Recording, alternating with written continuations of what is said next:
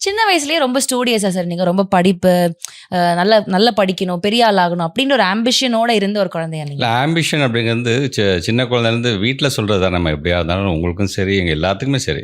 அப்பா, அம்மா வந்து "அப்பா நல்லா படிக்கணும்ப்பா, நல்லா படிக்கணும். இது ஆகணும், அது ஆகணும்னு" சொல்றது தான். அப்படி வரது தான்.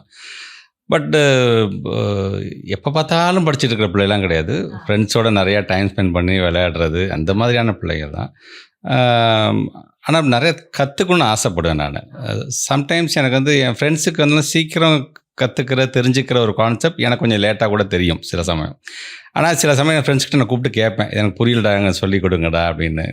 அதனால தான் இன்னைக்கு நீங்க சொல்ற மாரி, அந்த சின்ன வயசுலேருந்து இப்ப இன்னைய வரைக்கும் இருக்கிற அந்த எக்ஸ்பீரியன்ஸ், இந்த ஜர்னி ஒரு மினிஸ்டரா, ஒரு ஸ்டூடண்ட்லேருந்து ஒரு மினிஸ்டர் லெவலுக்கு வரும்பொழுது, நான் என்னையே உதாரணமா நான் எடுத்துக்கிறேன். நான் பேசும்பொழுதெல்லாம், ஸ்டூடண்ட்ஸ்ட்ட அட்ரஸ் பண்ணும்பொழுதெல்லாம், கிளாஸ் ரூம்ல தயவு செஞ்சு வெட்கப்படாதீங்க, கூச்சப்படாதீங்க. ஒரு சந்தேகம் கேட்கிறதா இருந்தா எந்திரிச்சு கேளுங்க. ஏன்னா எனக்கு அந்த இதெல்லாம் இருந்துச்சு.